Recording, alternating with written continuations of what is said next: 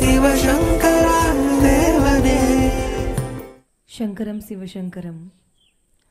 Question from Kalyana Krishnan Ravishankar. Babaji, நீங்கள் அடிக்கடி அருளுரைகளில் ஆத்ம பூஜை அல்லது மானசீக பூஜை தான் சிறந்த வழிபாடு என்று கூறியுள்ளீர்கள். ஸ்ரீ ஆதிசங்கரர் இயற்றிய சிவமானச பூஜை பற்றியும் விளக்கம். மானச பூஜைன்னா என்ன? ஒரு கோயிலுக்கு போகிறீங்க, அங்கே அபிஷேகம் பண்ணணும், அர்ச்சனை பண்ணணும், அங்கே ஏதோ படைக்கணும், இப்பெல்லாம் இருக்குது. இல்லை உங்கள் வீட்லேயே நீங்கள் பூஜை பண்ணால் கூட அதுக்கு இந்த மாதிரி ரிச்சுவல்ஸ்ன்னுவாங்க. இந்த மாதிரி ரிச்சுவல்ஸ் பண்ணுறதுக்கு உங்களுக்கு நேரம் கிடைக்கணும், அதுக்கு தகுந்த இடம் இருக்கணும், அதுக்கு தேவையான பணம் தேவைப்படும். தேங்காய் வாங்கணும், ஒரு ஏதாவது ஒரு பழம் வாங்கணுன்னா கூட காசு ஆகும் அந்த காலத்தில்.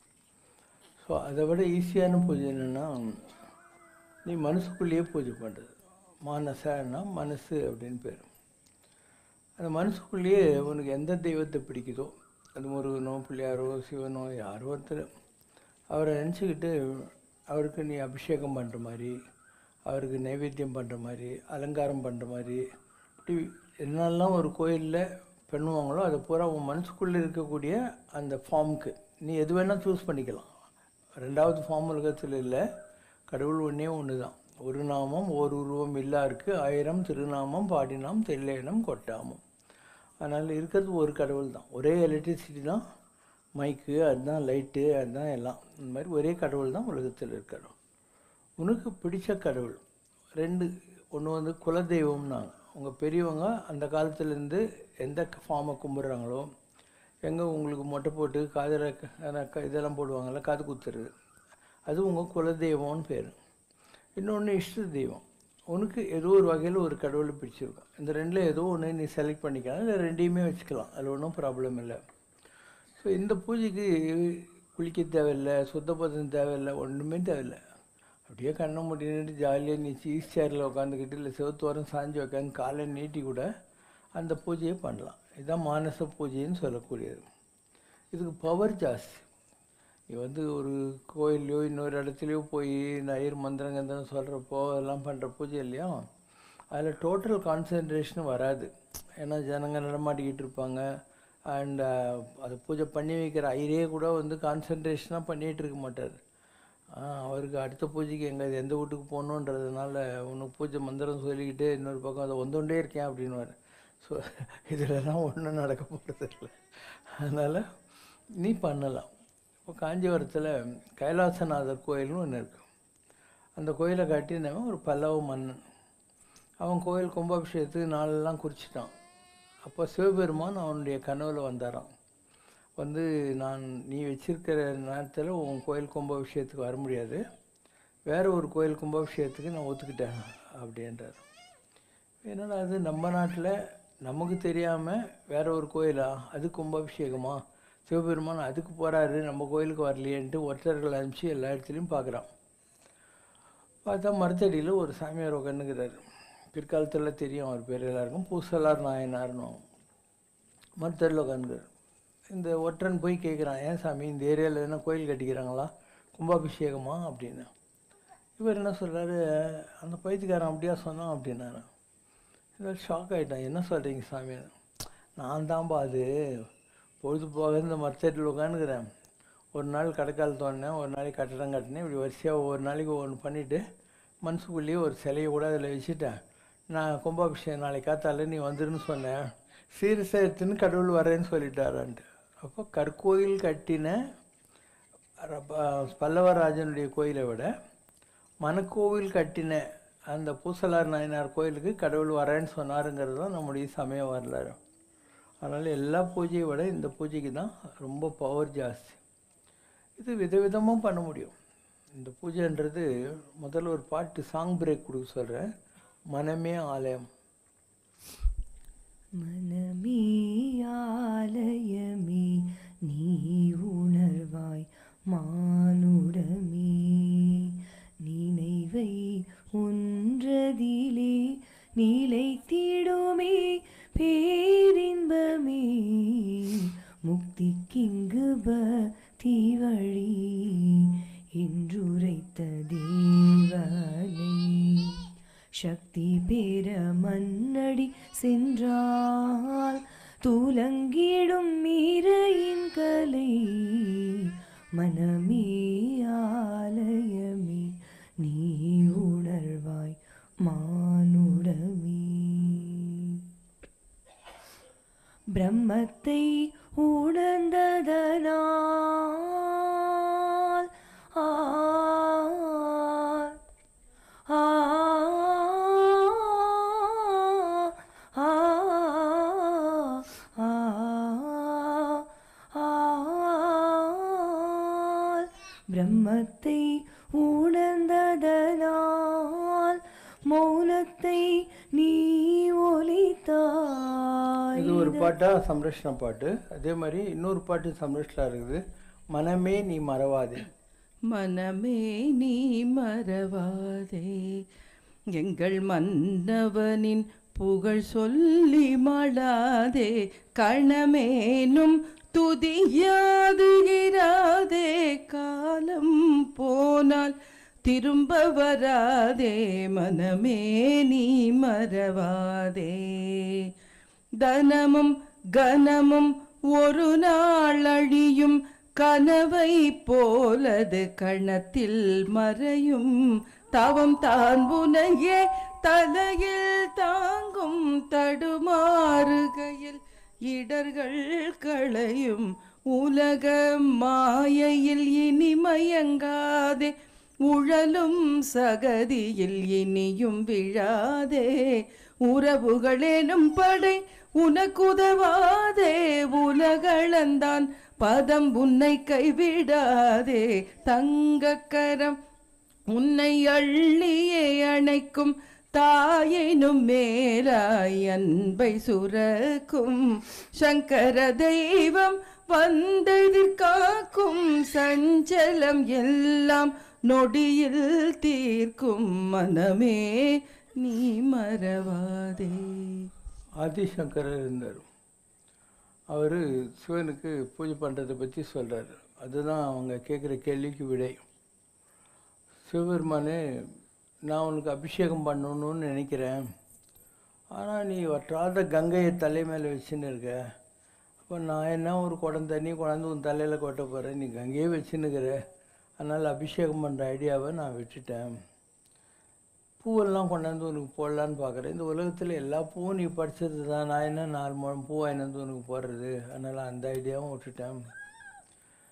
நான் பாடலான்னு நினைக்கிறேன், ஆனால் என்னை விட சூப்பராக பாடுற நாரதர், தும்புரு இவங்கெல்லாம் டொயண்டேன்னு வாசிச்சுட்டு உன் பக்கத்துலேயே நின்றுட்டுருக்குறாங்க. சரி, கொஞ்சம் டான்ஸ் ஆடலான்னு பார்த்தேன். பாடினேன் ஓடினேன் பரவசமாக, ஆடினேன் பரவசமாகன்ற மாதிரி ரொம்ப திலோத்தமாக ஊர்வசி எல்லாம் உன் பக்கத்தில் சூப்பர் டான்ஸர்ஸ் எல்லாம் இருக்கிறாங்க. இப்படி நான் எதை பண்ணணும்னு நினச்சாலும், நைவேத்தியம் பண்ணணுன்னாலையும் பாடணும் ஆடணும் எதுனாலையும் எல்லாமே நீ படித்தது தான். அதனால் என்ன பண்ணுறதுன்னு எனக்கு தெரியல உன்னை கும்பிட்றதுக்கு. அதனால் நான் என்ன நினைக்கிறேன்னா, நீ எவ்வளோ பெரிய ஆளுன்றது எனக்கு புரியவை. ஸோ நம்ம யோசனை பண்ண தான் கடவுள் எவ்வளோ பெரியவர், நம்ம எவ்வளோ சின்னவங்க, கடவுளுக்கு நம்ம என்னத்தை கொடுத்துட முடியும் அப்படிங்கிற நம்முடைய லிமிட்டேஷன்ஸ் நமக்கு வருது. அதனால் எனக்கு ஒரே ஒரு தான் வேணும், நீ இன்னும் எவ்வளோ பெரிய ஆளுன்றது எனக்கு கொஞ்சம் புரிய வச்சுடு. யோசனை பண்ணுற போது தான் தெரியுது நீ எவ்வளோ பெரிய ஆளுன்னு, நான் எவ்வளோ சொன்னான். அதனால் அந்த அறிவை எனக்கு கொடுத்தா போகிறோம் அப்படின்னு சொல்லி அவருடைய ப்ரேயரை முடிச்சிடுவார். அந்த மாதிரி யாரெல்லாம் இந்த கடவுளை கும்பிடணும்னு சொல்லி கிளம்புனாங்களோ அவங்க நிஜமாகவே அந்த ஆழ்ந்த வழிபாட்டில் முழுகி கொண்ட போது தான் அவங்களுக்கு தெரியுது கடவுள்கிட்ட இல்லாதது ஒன்றும் இல்லை, நாம் என்ன பண்ணிட முடியும் கடவுளுக்குங்கிற மாதிரி பண்ண முடியும். இது எந்த நிலையில் இருந்தாலும் முடியும். காஞ்சியில் மகாபெரியவர் இருந்தார் பரமாச்சாரியார். அவருக்கு நீ என்னத்தை கொடுத்துட முடியும்? அந்த ஆள் ஒரு காவி துணி கட்டிக்கிட்டு சட்டு கூட போடாத, அவர் வாழைப்பழ சத்து மாவு உணர்ந்த நெல் பொரித்துன்னு உட்காந்துதான். நீ பாதாம் கீரு பாதாம் அல்வா கொண்டு போய் கொடுத்தாலும் அந்த ஆளுக்கு அதெல்லாம் தேவையே இல்லை. அந்த ஆள் என்ன பண்ண போகிறான் அதை வச்சுக்கிட்டு. ரெண்டாவது, அந்த ஆள் மாட்டு கொட்டாயில் போய் படுத்துக்கு வரான், கொசு கடிச்சா பரவாயில்லன்னு. எல்லோரும் என்னங்க அப்படின்னாங்களாம். இந்த உடம்பு கொசுக்காவது யூஸ் ஆகும்ல அப்படின்னாராம். இந்தமாரி ஒரு ஆளுக்கு நீ என்ன கம்ஃபர்ட்லாம் கொடுத்துட முடியும் உலகத்தில்? அதனால் there are some people who no wants. நான் ஒரு கொட்டேஷன் ஃபார்ம் பண்ணேன். The fellow who has wants worships. A fellow who has no wants is worshipped அப்படின்னு. தேவைகள் உள்ளவன் வழிபடுவான். எனக்கு லட்டு கொடு பூந்தி கொடுன்னு. எந்த தேவையும் இல்லாத ஒருத்தர் இருக்கிறான்னு அவன் வழிபடப்படுவான். யாதனின் யாதனின் நீங்கியான் இடும்பை நூதன் அதனின் இளன். எதுவுமே வேணாம் எவன் இருக்கானோ அவனுக்கு எந்த கஷ்டமும் உலகத்தில் கிடையவே கிடையாது. அப்போ கடவுளுக்கு தேவைகளே இல்லை. வேண்டுதல் வேண்டாமை, வான்ஸ் அண்ட் நோ வான்ஸ். வேண்டுதல் வேண்டாமை இலானடி சேர்ந்தா இருக்கு, மனக்கவலை மாற்றல் அரிது. இப்படி எல்லாத்துக்குமே அந்த டோட்டலி சாட்டிஸ்ஃபைட் கண்டென்டட், தன்கிட்ட எதுவுமே இல்லாத ஒரு தேவைகள் இல்லாத ஒரு ஆள் இருக்கான்னா அவன் பரமாத்மா ஆகி போயிடுறான். மனிதர்களாக இருக்கிற வரைக்கும் உங்களுக்கு அது வேணும் இது வேணும்னு தோணிக்கிட்டே தான் இருக்கும். சொந்தம் பந்தம் உறவு துறவு இது மாதிரியான டெஃபினிஷன்ஸ் எல்லாம் இருந்துக்கிட்டே இருக்கும். இன்னும் எதுவுமே வேணான்னு சொல்லி ஒரு நிலையை அடைஞ்சிட்டா உனக்கு எந்த இடம் தேவையில்லை. நான் 100 தடவை சொல்லிட்டேன். நிறைய பேர் இந்த பொழுது போகாத போய் சூசைட்லாம் பண்ணிக்கிறாங்க. எதுக்கு சூசைட் பண்ணிக்கணும்? புறநானூற்றில் ஒரு வரி வருது, பெரிதே உலகம் பேணுனர் பலரே. உலகம் ரொம்ப பெருசு, இதில் எவ்வளோ பேர் இருக்காங்க எனக்கு கஞ்சி ஊற்றுறதுக்கு இல்லை பார்த்துக்கிறதுக்கு அப்படின்னு அதுக்கு அர்த்தம். ஸோ நிறைய இடங்குது. நீங்கள் போனீங்கன்னாக்கா கர்நாடகாவில் இருக்குது. கர்நாடகாவில் எல்லா கோயிலையும் சோறு போடுவாங்க, ஒரு நாளைக்கு 2 வேளை. அங்கே எல்லா ஆற்றுலேயும் தண்ணி ஜம்முன்னு வருது. போனியா ஆற்றுல குளிச்சியா, கோயில்லையே சத்திரம் கட்டி விட்ருக்காங்க, பாத்ரூம் எல்லாம் கட்டி விட்ருக்குறாங்க. அங்கே போய் குளிச்சுக்கோ, சத்திரத்தில் படுத்துக்கோ. அவங்ககிட்ட 2 வேஷ்டி 2 துண்டு இருந்தால் போகிறோம், வேறு ஒன்றுமே தேவைப்படாது. கோயிலில் 2 வேளை ஜம்முன்னு சாப்பிடு, முடிஞ்சால் கோயிலையே உட்காந்து சாமியை நினச்சின்று இல்லை இயற்கை அழகை என்ஜாய் பண்ணிக்கிட்டே இருக்கு.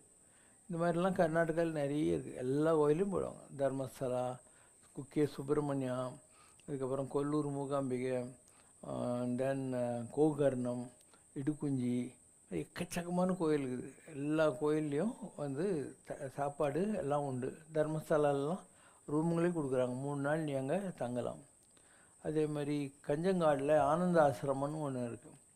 அங்கேயும் வந்து ஒரு ஹாலு, அதில் பாய் தலைக்கணி இருக்கும். நான் கொஞ்சம் தானெல்லாம் பண்ண சாமின்னு சொன்னேன்னா சாமி ஒரு ரூம் திறந்து விட சொல்லுவார் உனக்கு. அதில் நீ படுத்துக்கலாம். காலையில் ஒரு ஃப்ளாஸ்கில் கொண்டாந்து காப்பி டீ வச்சுருவாங்க. நீ அங்கே உட்காந்து தியானம் பண்ணலாம். அதுக்கப்புறம் டைனிங் ஹாலில் போய் யார் வேணால் எப்போ வேணால் எடுத்து போட்டுன்னு சாப்பிட்டுட்டு இந்த தட்டை லேசாக கழுவிட்டு அங்கே ஒரு கூடை இருக்கும், அதில் போட்டு போயிட்டே இருக்கலாம்.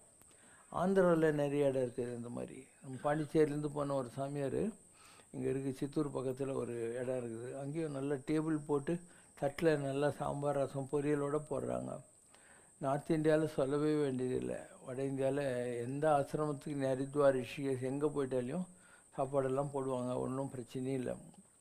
ஒரு 10 வருஷம் 15 வருஷம் ஹரித்வார் ரிஷிகேஷில் இருந்துட்டு அந்த கார்டு கொண்டு போய் முனிசிபாலிட்டியில் கொடுத்தியானா கங்கை கரை ஓரம் உனக்கு வந்து ஒரு 200 ஸ்கொயர் ஃபீட்டில் ஒரு சின்ன குட்டியிருன்னுவாங்க, ஒரு சின்ன இடம் கொடுப்பாங்க. நீ தனியாக இருக்கலாம். ஆசிரமத்தில் போய் சாப்பாடு வாங்கிட்டு வந்து சாப்பிடலாம், இல்லை நீயே வாங்கிட்டு வந்து சமைச்சிக்கலாம். ஒரு ஸ்டவ் வாங்கி அவங்க கொடுக்குற அரிசி பருப்பு வச்சு ரொட்டி தட்டு நீ சாப்பிட்டுக்கலாம். முடிஞ்சால் சாமி கும்பிடு, இல்லைன்னா கங்கையினுடைய அழகை ரசிச்சுக்கினே இரு. இப்படியெல்லாம் 1000 வழிகள் இருக்குது. நான் சொல்லியிருக்கேன், நீ வந்து என்றைக்கானா உனக்கு சூசைட் பண்ணிக்கணும்னு ஐடியா வந்தால் என்கிட்ட வா. நான் வந்து உனக்கு எந்த ஊருக்கு நீ போகணும்னு சொல்லு. கர்நாடகா போகணுமா, ஆந்திரா போகணுமா, இல்லை நார்த் இந்தியா போகணுமா, எங்கே போகணும்னு சொல்லு. சிட்டியில் கூட 2 வேளை சோறு போடுவாங்க. அங்கேயும் தங்கத்துக்கு இடம்லாம் இருக்குது, நிறைய இடங்குது. நான் சொல்கிறேன் உனக்கு எங்கே போகணும், உனக்கு எங்கே போகணும் முதல்ல சொல்லு. நான் 1 சைடு டிக்கெட் தருவேன். திரும்பி வந்தேன்னா அடிப்பேன். போயிட்டு திருப்பி வந்துடக்கூடாது, அங்கேயே தான் கொண்டு நீ. அந்த மாதிரி இருக்க முடிஞ்சால் உலகத்தில் எதுக்குமே பஞ்சம் கிடையாது. அவ்வளோ வசதிகள் இருக்குது. அத்தனை சாமி வேஷம் கட்ட முடியும். அதனால் ஜனங்க இதெல்லாம் தெரியாமல் தான் சூசைட் பண்ணிக்கிறான். சூசைட் பண்ணி நான் ஆட்டம் சுற்றிக்கின்னு இருப்பான். உனக்கு கடவுள் ப்ரோக்ராம் பண்ணி அனுப்பிச்சிக்கிறாரு 60 வயசு 70 வயசுன்னு. நீ ஒரு 40 வயசில் சூசைட் பண்ணிக்கினானே 20 வருஷம் பேயாட்டம் சுற்றின்னு இருப்பேன். ஒன்றுமே பண்ண முடியாது. ஏன்னா உன்னுடைய உடம்புல இருக்கிற 5ல் உன்னுடைய மைண்டு இருந்துடும் உலகத்தில். உடம்புல இருக்கிற தண்ணி நெருப்பு எல்லாமே உலகத்தில் கலந்துரும். அப்போது வெறும் எண்ணங்களை வச்சுக்கிட்டு என்ன பண்ண முடியும்? எனக்கு பசிக்கும், யாராவது சாப்பிட்ற போது பக்கத்தில் நின்று பேன் பார்த்துக்கின்னு இருப்பேன். எந்த ஒரு என்ஜாய்மெண்ட்டும் பார்க்க முடியாது இந்த உலகத்தில். வெறும் எண்ணத்தை வச்சுக்கிட்டு என்னத்தை சாதிக்க முடியும்? அதனால் சூசைட் பண்ணிக்கிறதுங்கிறது தேவையில்லாத ஒரு விஷயம். யாருக்காவது அந்த மாதிரி ஒரு எண்ணம் எப்பயாவது வந்துச்சுனாக்கா better you start living and I can help you. எங்கே போகணும் அப்படின்ட்டு உனக்கு பணம் தர்றேன், ஒரு சைடு போய் அங்கேயே இருக்கணும், திரும்பி திரும்பி வராத, அங்கேயே இருக்கணும். அதில் உனக்கு ஏதாவது சொல்யூஷன் வரும். ஏன்னா உன் ஜாதகத்தில் மோசமான டைம்ன்றது வாழ்நாள் பூரா இருக்காது. எப்பயோ ஒரு குறிப்பிட்ட டைமில் இருக்கும். கேது தசை இல்லை 7.5 சனி ஏதோ ஒன்று. அதை தாண்டிட்டேன்னா அவனுக்கு வழி கழிச்சிடும். அதனால் அந்த டைம் தான் நீ வந்து பார்க்கணும். இந்த டைடிங் ஓவர்ன்னுவாங்க, அது வரைக்கும் தம் கட்டினா போகிறோம். வேறு பிரச்சனைகளே இல்லை இந்த உலகத்தில். அதனால் சாகிறதுக்கு உனக்கு உரிமையே கிடையாது. கடவுள் ஒன்று அழகாக படிச்சிருக்கான். கண், காது, வாய், மூக்கு எல்லாத்தையும் கொடுத்து ஜம்முன்னு வச்சுருக்கான். உனக்கு தகுதி இருக்கோ இல்லையோ, ஒரு அப்பா அம்மா உனக்கு கொடுத்தான். நீ இருக்கிறதுக்கு ஏதோ ஒரு குட்ஸை கூட, ஒரு மேங்களூர் டைல்ஸ் கூட ஏதோ ஒன்று கொடுத்துக்கிறான்.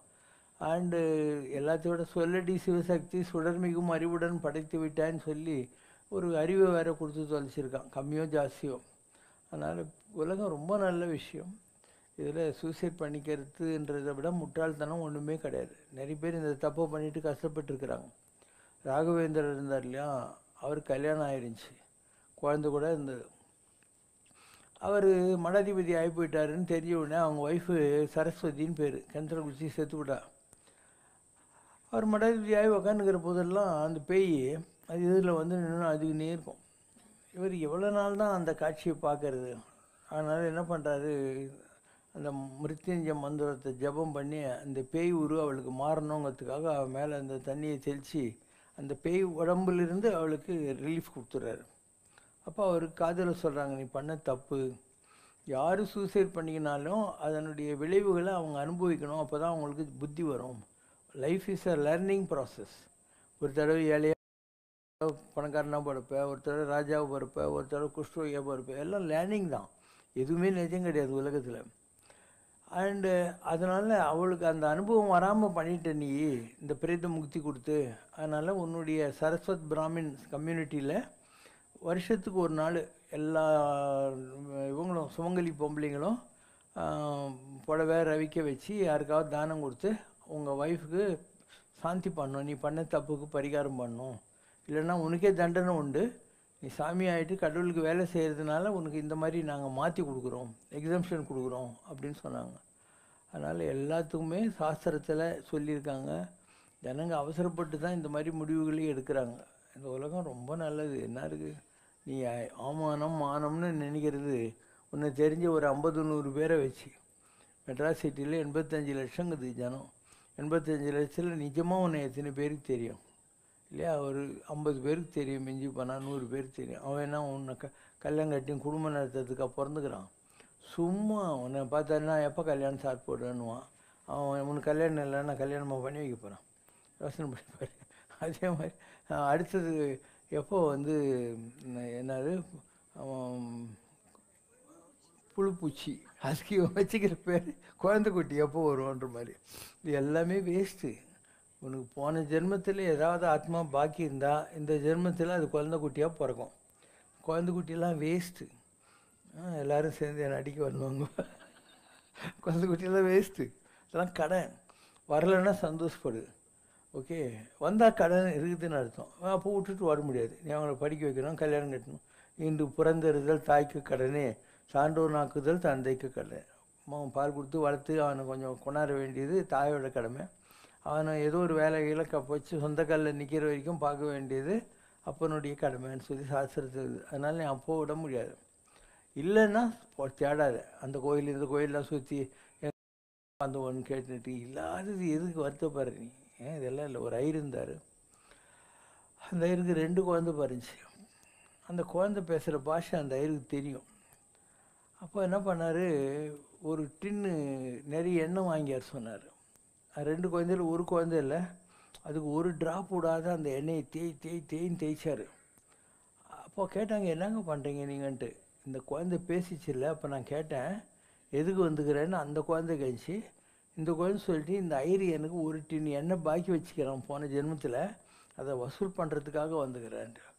அதனால் எதுக்கு இதை நான் ஒரு 20 வருஷம் வளர்த்து கஷ்டப்படணுன்ட்டு இப்போயும் ஒரு டின் எண்ணெயை வச்சு தேய்ச்சிட்டேன். அதை தேய்ச்சி முடிச்சோடனே அது குழந்தை சேர்த்து போச்சு. அடுத்த குழந்தைக்குது, அது சொல்லிச்சான், இந்த ஐயருக்கு நான் ஒரு கூட பொண்ணு பாக்கி வச்சுக்கிறேன், அதை கொடுத்துட்டு போகலான்னு வந்துக்கிறேன்ட்டு. இவன் உஷாரு. அதனால் ஒய்ஃப் கிட்ட உன் பையன் கையில் தப்பி தவறி நீ எதுவும் வாங்கிடக்கூடாது அப்படின்ட்டு. ஏன்னா அவன் பொண்ணு கொடுத்தா தானே அவன் கடன் ஆகிக்கும். அதனால் இவன் பெரிய ஆளாகி புலவன் ஆகிட்டான். நாட்டில் இவன் பெரிய புலவனாக இருந்ததுனால ராஜா யானை மேலே இவனை உட்கார வச்சு கூட நிறைய பொண்ணை கொடுத்து அனுப்பிச்சான் வீட்டுக்கு. இவனுக்கு ஒரே சந்தோஷம். அம்மா நான் யானை மேலே வந்துக்கிறேன் பாரு அப்படின்னு வீட்டுக்குள்ளே ஓடுறான். அப்பங்கிற சும்மா தொலை வேண்டியது தானே. டேய் கூடையை விட்டுட்டுலான்னு தூக்க நம்பாரு, அங்கே அவன் செத்துவிட்டான். அதனால் இந்த உலகத்தில் பிள்ளை குட்டி இதெல்லாம் வந்து கொடுக்கல் வாங்கல். அதனால் அவன் உனக்கு பாக்கி இருந்தால் பொறுப்பாக இருந்து உனக்கு சம்பாதிச்சு போடுவான். நீ அவனுக்கு பாக்கி இருந்தாக்கா அவன் ஒன்று அடிச்சு வச்சு சாராயம் குடிச்சு ட்ரக்கில் போய் மாட்டிக்கின்னுட்டு இல்லாத கஷ்டம் கொடுத்துக்கினே இருப்பான் அவனுக்கு. அவனை நீ என்னமே பண்ண முடியாது. அதனால் குழந்தை இல்லைன்னா சந்தோஷப்படு, இருக்குதுன்னா வருத்தப்படு, இன்னும் கடங்காரி அர்த்தம். உலகத்தில் எல்லாம் அப்படி தான். இந்த வீடு கட்டுறது வாசல் இதெல்லாம் கூட அப்படி தான். உனக்கு ஜாதகத்தில் செவ்வாய் இருந்தாக்கா வீடு கட்டுற யோகியத்தை இருக்கும். இல்லைன்னா நீ பில்கேட்டாக இருந்தால் கூட வீடு கட்ட மாட்டேன். 10 கோடி ரூபாய் கொடுத்து வாடகை வீட்டில் இருப்பே தவிர சொந்த வீடு வரவே வராது. இந்த உலகத்தில் எல்லாத்துக்கும் காரண காரியங்கள் இருக்குது. உன் ஜாதகத்தை பார்த்தா சொல்லிடலாம் எந்த கிரகம் எங்கே இருக்குதுன்னு பார்த்துக்கிட்டு உன்னுடைய லைஃப் எப்படி போகும்ன்றதை அழகாக கணிக்க முடியும். அதனால் இந்த உலகத்தில் நம்ம இதெல்லாம் தெரியாததுனால தான் அது இல்லை இது இல்லைன்னு எப்போ பாரு குறைச்சிக்கினே உட்காந்து இருக்கும். குறைன்னு குறைச்சிக்கிட்டே உட்காந்துருக்கோம். பாபாஜி, ஷிரடி பாபா ஹுதி மட்டை தேங்காய் பிரார்த்தனை செய்வதன் நோக்கம் ஆத்மாவின் நெகட்டிவ் எனர்ஜியை அதன் மூலம் அழிக்கும் வழிபாடு என்று நாம் எடுத்துக்கொள்ளலாமா? அப்படியெல்லாம் இல்லை. கடவுளுக்கு இந்த முழு தேங்காய்ன்றது பூரணமான ஒரு வஸ்து. பூர்ணமிதம் அப்படின்னு வேத மந்திரம் இருக்குது. பூரணத்திலிருந்து பூரணத்தை எடுத்தாலும் மிஞ்சுவது பூரணம் அப்படின்னு. அதனால் கடவுளுக்கு உலகத்திலே ரொம்ப சுத்தமான விஷயம்னு சொன்னால் அது தேங்காய் தான். ஏன்னா அது யாராலையும் பொல்யூட் பண்ண முடியாது. ஓடு, அதுக்கெல்லாம் இன்னொரு ஓடு, அதுக்கு உள்ள இளநியோ கொಬ್ಬரியோ ஏதோ ஒன்று இருக்குது. அதனால் கடவுளுக்கு ரொம்ப அற்புதமாக நீ ஆஃபர் பண்ணணும்னு நினச்சா மட்டை தேங்காய். அதனால தான் நம்ம இந்த இடத்துல இந்த துணி வச்சு தேங்காய் போடுங்க, ப்ரே பண்ணி போடுங்க, உங்களுக்கு என்ன வேணுமோ அப்படிங்கிற வார்த்தையை நம்ம அதுக்காக பயன் பண்ணுறோம். இன்னொன்று என்ன ஹுதி, அந்த விபூதி ஊதி. அது ஒன்றும் இல்லை. அதாவது உடம்பாரழியின் உயிரார் அழிவர். இந்த உலகத்தில் இருக்கிற எதுவாக இருந்தாலையும் அது ஒரு நாளைக்கு சாம்பல் ஆகணும்.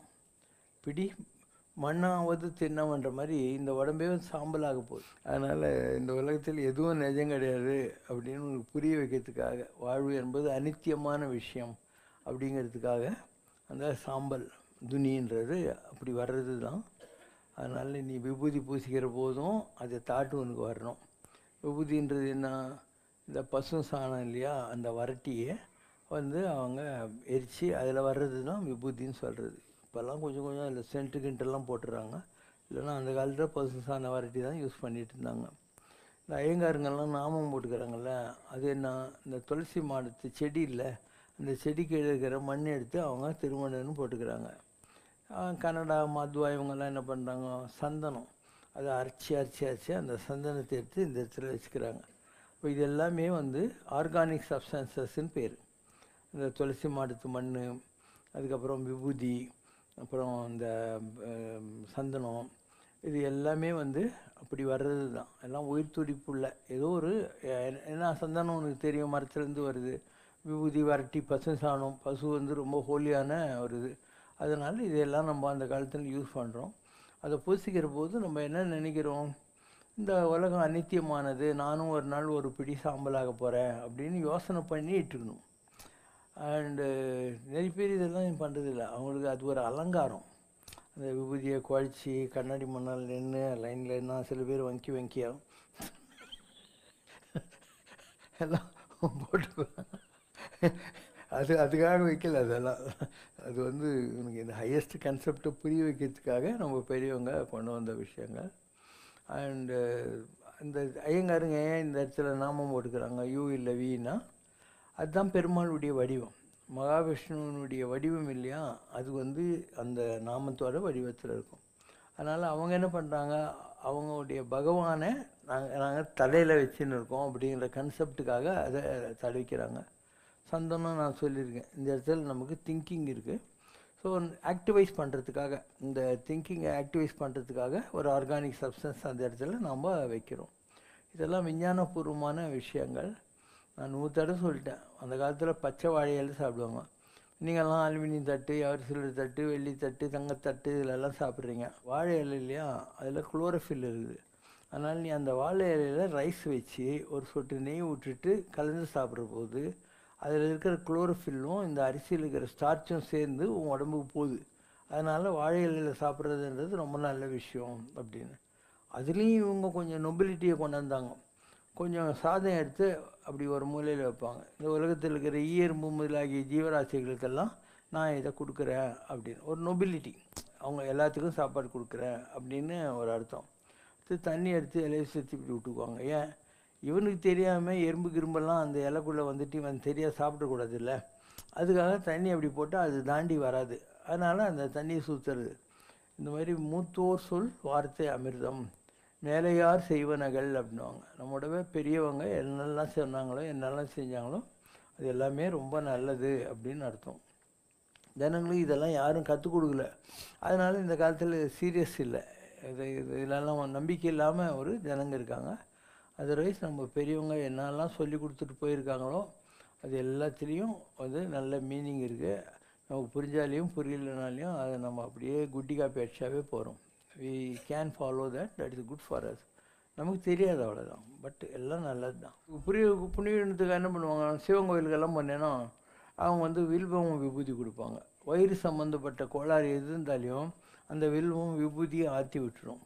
அதே மாதிரி பெருமாள் கோயிலுக்கெல்லாம் போனீங்கன்னாக்கா அவங்க துளசி தீர்த்தம் கொடுப்பாங்க. அப்போ ஹார்ட்டு சம்மந்தப்பட்ட ப்ராப்ளமெல்லாம் வந்து அதில் க்யூர் ஆகும். இப்படி அதில் கூட வந்து நீ உனக்கு தெரிஞ்சாலும் தெரியலன்னே உனக்கு நல்லது நடக்கிறதுக்காக தான் இதெல்லாம் பண்ணாங்க. அதே மாதிரி வாழை இலை, ஒரு வீட்டில் ஒரு ஃபங்க்ஷன் நடக்குதுன்னா வாழை இலையை ஏன் காட்டுறாங்கன்னா, அந்த காலத்தில் ஒரு வீட்டு கல்யாணம் ஏதோ நடக்கிற போது தப்பி தவறி நெருப்பு ஃபயர் ஆக்சிடெண்ட் ஆகி போச்சுன்னா என்ன பண்ணுவாங்க, அந்த நெருப்பு இருக்கு இல்லையா, அந்த ஆளை கூப்பிட்டு வாழை இலையில் கட்டி படுக்க போட்டுருவாங்க. அதுதான் அந்த இமீடியட் வைத்தியம். வாழை இலையெல்லாம் அவங்கள படுக்க போடுறது. அந்த நேரத்தில் போய் எங்கே வாழை இலை தேடுறது, நானால் ரெடியாக கட்டி வச்சுக்கிறாங்க. அப்படி ஒரு எவென்ச்சுவாலிட்டி வந்துச்சுன்னா கப்புன்னு தூக்கி வாழை இலையில் போட்டு சுற்றி விட்டுருவாங்க. இப்படி எல்லாத்துக்கும் பின்னாலேயும் ஒரு சயின்ஸ் இருக்குது. நம்ம பெரியவங்க இதெல்லாம் கற்றுக் கொடுக்காமல் போட்டதுனால நமக்கு இதிலெல்லாம் வந்து பிடிப்பு இல்லை, நம்பிக்கை இல்லை. அது எல்லாமே பிளைண்டாக ஃபாலோ பண்ண வேண்டிய விஷயங்கள். குசேலர் தினம் பற்றி தயவு செய்து விளக்கம். குசேலர்னு ஒரு கேரக்டர் இருந்தார் மகாபாரத காலத்தில். அவர் வந்து இவர் கூட படித்தார், கிருஷ்ணர் கூட படித்தார். அவர் கல்யாணம் கட்டினு ஏழையாகவே இருந்தார். இவர் அதுக்குள்ளே போயிட்டு துவாரகாவில் ராஜாகி போயிட்டார் கிருஷ்ணர். இப்போது இவர் படுற கஷ்டத்தை பார்த்து, குழந்தைங்கள்லாம் சோத்துக்கு இல்லாமல் எல்லாம் கஷ்டப்படுறதை பார்த்து ஒய்ஃப் சொல்கிறான், உங்கள் கூட ஸ்கூல் மேட்டாக இருந்தார் கிருஷ்ணர், அவர் இன்றைக்கி ராஜாவாகிறாரு, அவர்கிட்ட போய் எதனா ஹெல்ப் வாங்கினுவாங்க அப்படின்ட்டு.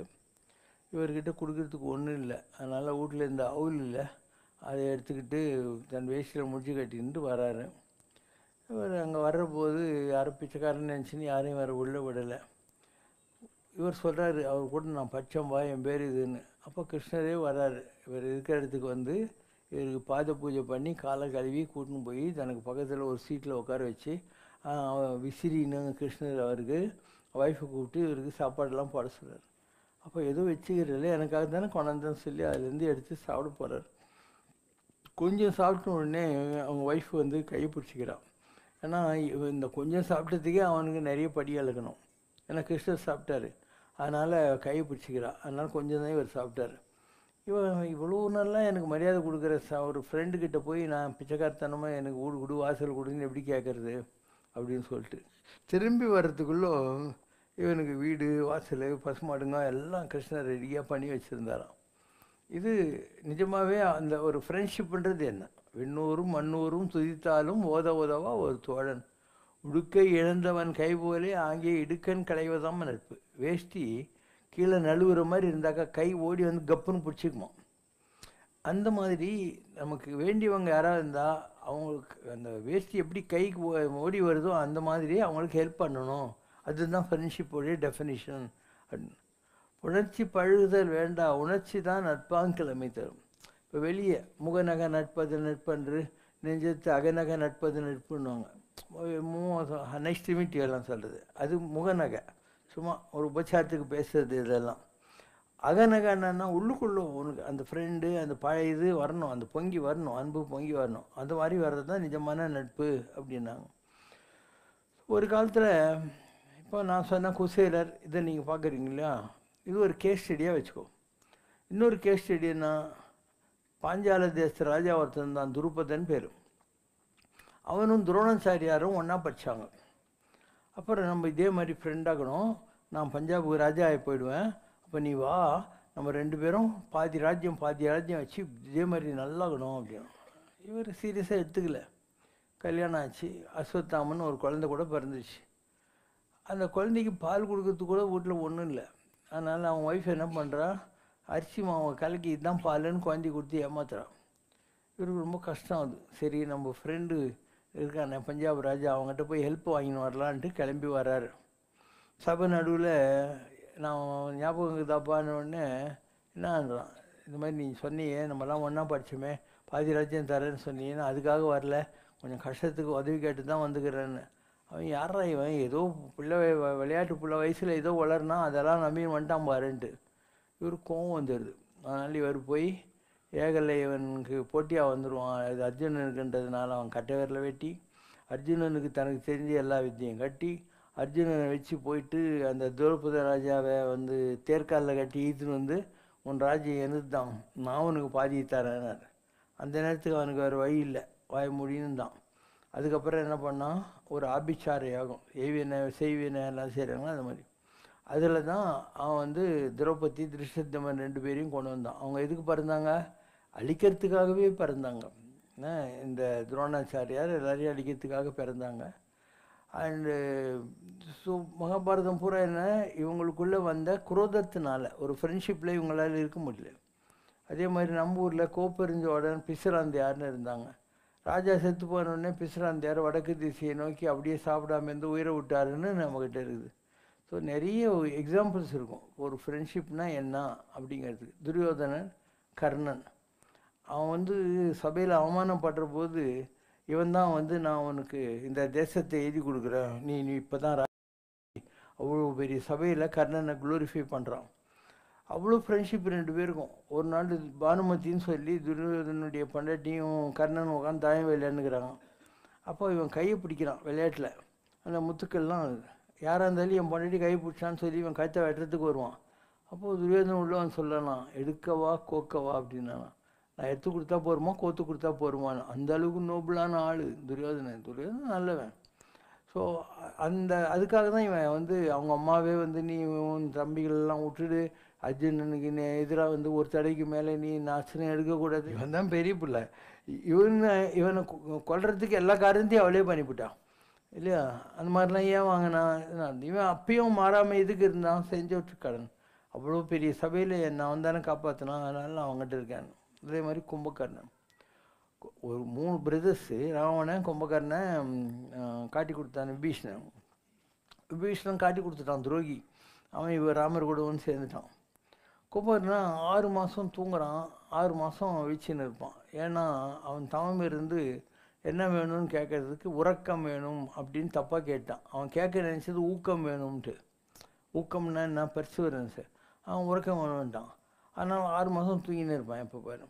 அப்போ ஒரு இதுக்காக எழுப்பணும் இவனை, ஏன்னா தோற்று போயிடுறாங்க, எல்லோரும் செத்துன்னு இருக்காங்க. ராவணம் போகிறான், எல்லோரும் அந்த கலிவரன் லீலிபுட்டன் கதையில் வர்ற மாதிரி தான். எல்லா கதையிலையும் கொஞ்சம் கொஞ்சம் சிமிலாரிட்டிலாம் இருக்கும். அவங்கெல்லாம் உலக்கெல்லாம் எடுத்துன்னு போய் தூங்கி இருக்கிற கும்பகர்ணன் மேலே ஏறி காலில் மெத்த எல்லாத்தையும் வச்சு நல்லா இடிச்சு அவனை எழுப்புறாங்க.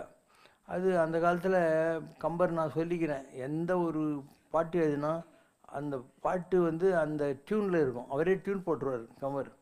இவங்கெல்லாம் அந்த லில்லிபுட்டன்ஸ் மாதிரி மேலே ஏறி ராவண அசுரர்கள் எல்லாம் உலக்க வச்சு இடிக்கிறாங்கல்ல. அப்போது உங்கள் வீட்டில் வந்து உலக்க வச்சு இடிச்சா என்ன சத்து வரும். அன்னக்கிளி சினிமாவில் இளையராஜா சொல்லிப்பார், சுத்தச்சம்பா பச்சை நெல் குத்தத்தா வேணும், முத்து முத்தா பச்சரிசி அள்ளத்தா வேணும். அனுமனின் வாளில் நவகிரகங்கள் இருப்பதாக கருதப்படுவதால் அந்த வாளின் நுனியில் சந்தன குங்குமம் இட்டு 48 நாட்கள் தொடர்ந்து வழிபட்டு வந்தால் நவகிரகங்கள் அனைத்தையும் முழுமையாக வழிபட்டதற்கு சமமாகும். இந்த வழிபாடு நவகிரக வழிபாட்டை விட மேலானதாக கருதப்படுகிறது. பஞ்ச பாண்டவர்களில் ஒருவனான பீமனின் அகங்காரத்தை அழித்த பிறகு அவரது வாளை தொட்டு வணங்கி, எனக்கு அனைத்து சக்திகளையும் அளித்து வாழ்த்தியது போல் தங்கள் வாளை தொட்டு வணங்கி வழிபடுபவர்களுக்கு அனைத்து நலன்களையும் தந்தருள வேண்டும் என்று வரம் வேண்டினார். அனுமனும் அவன் கேட்ட வரத்தை கொடுத்தார். அதன் பிறகு ஹனுமனின் வாளை வழிபடும் வழக்கம் ஏற்பட்டது. இந்த பதிவு பற்றி தங்களது விளக்கம். இதெல்லாம் சும்மா இந்த பிற்காலத்தில் வந்து இந்த கதை சொல்கிறாங்கல்ல உபன்யாசகர்கள், அவங்க இந்த மாதிரிலாம் விதவிதமாக கற்பனை கதைகள் எல்லாம் ஓட்டுவாங்க. ஹனுமான் குரங்கு, அவருக்கு வால் இருக்கும். அண்ட் அவர் வாலில் அவனுங்க இது வச்சு நெருப்பு வச்சுட்டானுங்க. அதனால் அவர் என்ன பண்ணார், லங்கை நகரை அந்த வாலில் வச்சு நெருப்பு வச்சுக்கிட்டு அணிஞ்சிக்கிட்டு வந்தார். அப்போ அவரை பற்றி சொல்கிற போது என்ன சொன்னாங்க, 5லே 1 பெற்றால் அவர் பஞ்சபூதங்களில் 5ஐயும் சேர்ந்த ஒரு கலப்படம். அவர் 5லே 1 தாவி 5லே 1 பெற்ற அணங்கிற்காக ஏகி 5லே 1 பெற்றால் 5லே 1 தாவி 5லே 1 ஆரியர்க்காக ஏகே 5லே 1 பெற்ற அணங்கை கண்டு யலாலூரில் 5லே 1 வைத்தான் அவன் எம்மை அழித்து காப்பான். 5லே 1 வைத்தான்னு நெருப்பு வச்சான்னு அர்த்தம். பஞ்சபூதங்களே நெருப்பு ஒரு தத்துவம் இல்லையா, அதனால் கடலை தானா இல்லையா, அது தண்ணிங்கிற தத்துவம். ஸோ ஒவ்வொன்றுத்துக்கும் ஒரு 5ல் 1 தானே, ஆகாசத்துக்கு தாவனா இல்லை சின்ன குழந்தையாக இருக்கிற போது. அதனால் எல்லாம் இதை வச்சுட்டு சொல்கிறது. அண்ட் அவருக்கு பிற்காலத்தில் அவர் அடுத்த யுகத்தில் பிரம்ம பதவி கொடுக்குறேன்னு ராமர் ப்ராமிஸ் பண்ணியிருக்கிறதுனால அவருக்கு பஞ்சமுகத்தை கொடுத்தாங்க. ஈஸ்ட்டு வெஸ்ட்டு நார்த்து சவுத்து 4 திசைக்கு 4, ஆகாசத்துலேருந்து எந்த ப்ராப்ளமும் அவருக்கு வரக்கூடாதுன்னு ஒரு ஐக்ரீவ முகம், ஊர்துவ முகம்னுவாங்க, ஞானத்துக்கானது. இந்த 5 முகத்தை கொடுத்தாங்க.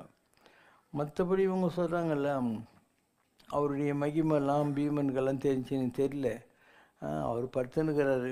அப்போது பீமன் வரான், எனக்கு வயசாகிடுச்சுப்பா, என் வாழை நீயே தூக்கி வச்சுட்டு போன்னு. அவன் தலைகளை நிற்கிறான், அவனால் முடியல.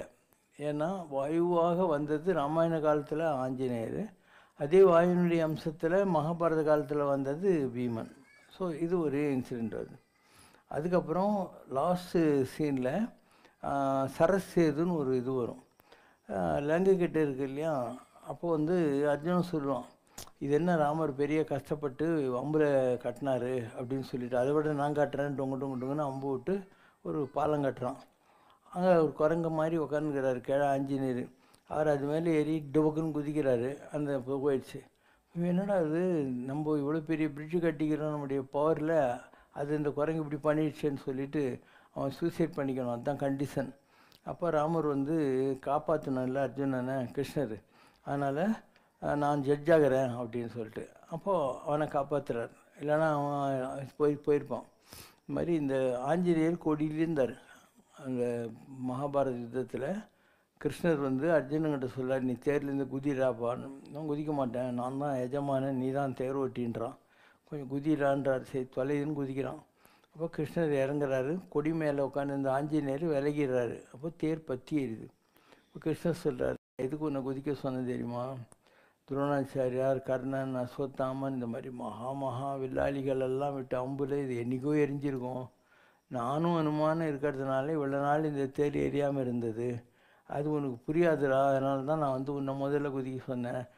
நீங்கள் வந்து குதிக்கலைன்னு எரிஞ்சு போயிருப்பேன், நாங்கள் 2 பேரும் வந்து பழிச்சிருப்போம் எப்படியோங்கிறவா சொல்லுவார். அதனால் மகாபாரதத்தில் இந்த நாயங்க யாருக்குமே கிருஷ்ணனுடைய ஒர்த்தெல்லாம் தெரியாது. அதில் உங்கள் பீமனாகட்டும், அர்ஜுனனாகட்டும், நகுல சகதேவர்கள், இந்த சகதேவனுக்கு தான் பெரிய ஜித்து கில்லாடின்னு நம்பிக்கை. துரியோதனன் அவனை கூப்பிட்டு, என்றைக்கு நாங்கள் பூஜையை போட்டு ஆரம்பித்தாக்கா குருஷேத்திர யுத்தத்தில் நாங்கள் கெலிப்போம்ன்றான். அப்போது இவர் வந்து இந்த மாதிரிலாம் மூர்த்தம் வச்சு கொடுத்துட்டு வந்து பீத்திக்கிறான். இந்த மாதிரி நான் சொல்லிட்டேன், எவ்வளோ பெரிய ஜீனியஸாக நான் இருந்தால் அவன் வந்து எங்கிட்ட கேட்பான், இன்றைக்கி யுத்தத்தை தொடங்கணுன்ட்டு. எப்படா வச்சு கொடுத்தான்றாரு. வந்து அமாவாசை அன்றைக்கி என்ன எல்லோரும் என்ன கிருஷ்ணா இவன் சேம் சைடு கோல் அடிக்கிறான், நம்ம தோக்கத்துக்கு இவனே மூத்த வயசு கொடுத்து வந்திருக்கானேன்ட்டு. கிருஷ்ணர் ஒன்றும் கவலைப்படாத, என்றைக்கு அமாவாசைனார், நாளைக்குன்னார். கிருஷ்ணர் என்ன பண்ணார், இரண்யா நதிக்கட்டில் போய் தர்ப்பணத்துக்காக உட்காந்துட்டார். இவர் உட்காந்ததை பார்த்து அங்கே இருக்கிற எல்லா ஐயருங்களும் அவங்க வந்து தேவசம் பண்ணுறதுக்காக வந்து உட்காந்துக்கிட்டாங்க. எல்லோரும் உட்காந்து தர்ப்பணம் பண்ணுறாங்க. நாளைக்கு தான் அமாவாசை. அப்போ சூரியன் சந்திரனும் கீழே வர்றாங்க. கிருஷ்ணா உனக்கு தெரியாத ஜோசியமா, நாளைக்கு தானே அமாவாசை, எதுக்காக நீ வந்து இந்த மாதிரி இன்றைக்கே இது பண்ணுற அப்படின்னாங்க. கிருஷ்ணர் கேட்டாராம், அமாவாசைன்னா என்ன, சூரியனும் சந்திரனும் ஒன்றா வர்றது, வந்துட்டீங்கல்ல, அதனால் நீ தான் அமாவாசை அப்படின்னாராம். அதே மாதிரி அபிராமி பட்டுன்னு ஒரு ஆள் இருந்தார். அவர் எப்பயுமே பங்கி அடிச்ச மாதிரி உட்காந்துருப்பார் கடையூரில் அபிராமி கிட்ட. அந்த ராஜா வரான், சோழ ராஜா. இந்த ஆள் எந்திரிச்சு மரியாதை கொடுக்கல. அங்கே இருக்கிறவங்க சொல்கிறாங்க, இந்த ஆள் அப்படி தாங்க அபிராமி கூடயே இருப்பார்னு. நான் பார்க்குறேன் எந்த அளவுக்கு சரி ஜென்வின்ட்டு. இன்றைக்கி என்ன அப்படின்னு, அன்றைக்கி அமாவாசை. இந்த ஆளுக்கு மனசுக்குள்ளே அம்பாள் தான் தெரியுறா. அதனால் அம்பாள் பார்த்துன்னே இருக்கிறதுனால பௌர்ணமி அப்படின்ட்டான். இன்றைக்கி மாத்திரம் பௌர்ணமி இல்லைன்னா உன் கழுத்து தலை மேலே இருக்காதுன்னு சொல்லிட்டாங்க. இந்த ஆள் முழிச்ச உடனே சொல்கிறாங்க, ஏண்டாப்பா இப்படி பண்ண, ராஜா இப்படி சொல்லிட்டு போட்டான்னு. எனக்கு என்ன இது, அபிராமி தான் இதை சொல்லியிருப்பா, அவள் பார்த்துக்குவா அப்படின்னாங்க. ஸோ எல்லோரும் கூடியிருக்கிறாங்க. அப்போ அம்பாள் என்ன பண்ணுறா, அவள் காதில் இருக்கிற அந்த தாடங்கம்னுவாங்கள்ல, அதை எடுத்து வீசுகிறா. பார்த்தாக்கா சந்திரன் மாதிரி தெரியுதா, அதனால் எல்லோரும் இன்றைக்கே பௌர்ணமி வந்துடுச்சுன்னுவாங்க. அதே மாதிரி தான் இங்கே சூரிய அஸ்தமனத்துக்குள்ளே நான் அவனை அழித்து காட்டுறேன். ஜெயத்ரதன் ஒருத்தன் அபிமன்யுடைய சாவுக்கு காரணமாக இருந்தவன், கேட் கீப்பர் அந்த யுத்த காலத்தில். அப்போ இவங்க என்ன பண்ணுறாங்க, எப்படியும் அர்ஜுனனை சாகடிக்கணும்னா இன்றைக்கி பூரா நம்ம ஜெயத்ரதனை காப்பாற்றிடலான்னு அவனை போய் ஒரு மலை குகையில் ஒழிச்சு வச்சு இவங்கெல்லாம் வரிசையாக அவனை சுற்றி நின்றுக்கிறாங்க. ஸோ மத்தியானம் ஆகிப்போச்சு, இன்னும் மயக்கம் மாலை வரப்போகுது. சூரியாஸ்தமனம் வந்தாக்கா அவன் வந்து அர்ஜுனன் செத்துடணும், நெருப்பில் புசிங்கி சாகணும். அப்போது என்ன பண்ணுறதுன்னு தெரியல. கிருஷ்ணர் என்ன பண்ணுறாரு, தன்னுடைய சக்கராயத்தை ஏந்துறாரு. பார்த்த உடனே அந்த சூரியனை மறைக்கிறாரா. அப்போது எல்லோரும் வந்து அஸ்தமனம் ஆயிடுச்சின்னு சொல்லி எல்லாம் வெளியே வர்றாங்க. முதலே சொல்லி வச்சுருக்காரு. கரெக்டாக அந்த கோவிலேருந்து ஜெயத்திரம் வர்றபோது இவர் அம்பு விட்டுட்டு வாங்கினா அவனை கொண்டுறாரு. அப்போ இந்த சீசன் பௌர்ணமி அமாவாசை வச்சியே எத்தனையோ விதமான கதைகள் ராமாயணத்துலேயும் மகாபாரதத்துலேயும் வந்திருக்கு, பல விதமான கதைகள் வந்திருக்கு. அதனால் நம்ம சமரஷ்னால ஒரு பாட்டு இருக்குது, அமாவாசையும் அமாவாசையும் பௌர்ணமியானது அன்றொரு நாள் இரவில், அந்த அபிராமி பட்டர் வார்த்தை வென்றது அன்னையவள் தயவில். அமாவாசையே அறியா வண்ணம் ஆனந்த பெருவெளியில், இங்கு ஒவ்வொரு நாளும் பௌர்ணமியாகுது சங்கரன் கண்ணொளியில், சிவசங்கரன் கண்ணொளியில். கூட அமாவாசை தானே இல்லை, இன்றைக்கி அமாவாசை நாளைக்கு காத்தால வரைக்கும் இருக்குது. காத்தால 9 மணிலேருந்து அமாவாசை. அப்போ பாரு நம்ம நல்லா தானே உட்காந்துக்கிறோம், லைட் போட்டிருக்கோம், வந்து பிரசாதம் சாப்பிட்டோம், பாட்டெல்லாம் பார்த்துன்னு இருக்கிறோம், எல்லாம் நல்லா தானே நடந்துக்கிட்டு இருக்குது. அதனால் நீ அமாவாசையை பௌர்ணமியாக மாற்றலாம். உனக்கு மூளை கெட்டு போயிடுச்சுன்னா பௌர்ணமியை கூட அமாவாசையாக மாற்றிக்கலாம். It's all in your mind and in your planning. It depends. கடவுள் நம்மக்கிட்ட அறிவு வடிவாக இருக்கார், ஆற்றல் வடிவாக இருக்கார். இந்த உலகத்தை எப்படி வேணாலும் நம்மளால் மாற்ற முடியும். நாம் தான் வந்து இந்த நாடு முகூர்த்தம் ஜாதகம் ஜோசியம் தகுடு எல்லாம் பார்த்துக்கின்னு டைம் வேஸ்ட் பண்ணிகிட்டே இருக்கிறோம். இருக்கிறதே 365 நாள் இல்லையா? இதெல்லாம் பார்த்துன்னு உட்காந்துருந்தா நீ எப்போ தான் வாழ போகிற? எல்லாத்துக்கும் முகூர்த்தம் பார்த்துன்னு உட்காந்துக்கிற. இந்த டிவிக்கார வேறு சும்மா இல்லாமல் இன்றைக்கி ராகு காலம், இன்றைக்கி யமகண்டம், இன்றைக்கி குளிகை, இன்றைக்கி சூளிகை ஏதோ சொல்லிகிட்டே இருக்கிறான். காலையிலேருந்து சாயந்தரம் டைரி வச்சுன்னு டிக்கெட் சின்னிருக்க வேண்டியதான். 10:30 முடிஞ்சிச்சா, 10:30 10:45 நான் வந்து இன்றைக்கி மூக்கு சிந்தணும் அப்படின்னு நடக்கிற வேலையை இதெல்லாம். அதனால் இதெல்லாம் நம்பாதீங்க. கடவுள் மேலே பாரத்தை போட்டு உன் வேலைக்கு செஞ்சுனே இரு. எதை பற்றியும் கவலைப்பட தேவையில்லை. நாள் என்ன செய்யும், கோள் என்ன செய்யும், கடவுளை நம்பினா அவர் பார்த்துக்குவார் மீதியெல்லாம். அதனால் நம்ம மகாபாரதத்துலேயும் இது உதாரணம் இருக்குது, ராமாயணத்துலேயும் உதாரணம் இருக்குது, இந்த கரிகாலத்துலேயும் உதாரணங்கள் இருக்கின்றன. இதெல்லாம் பார்த்துருந்தானே நீ வாழவே முடியாது. பேசாமல் காலையில் எழுதி கடவுள்கிட்ட ஒரு விளக்கு ஏற்று, இல்லை கடவுளை நினச்சிக்கோ, உன் கடமையை செஞ்சுனே. மற்றபடி இதுக்கெல்லாம் டைம் அலாட் பண்ணி ஜாதகம் ஜோசியம் தினமலர் தினத்தந்தியெல்லாம் பார்த்துனே இருந்தா நீ அப்படியே இருக்க வேண்டியதான். என்ன தவம் செய்கிறாய் நீ சங்கரா, அதை இப்பொழுதே சொல்ல வேண்டும் சங்கரா.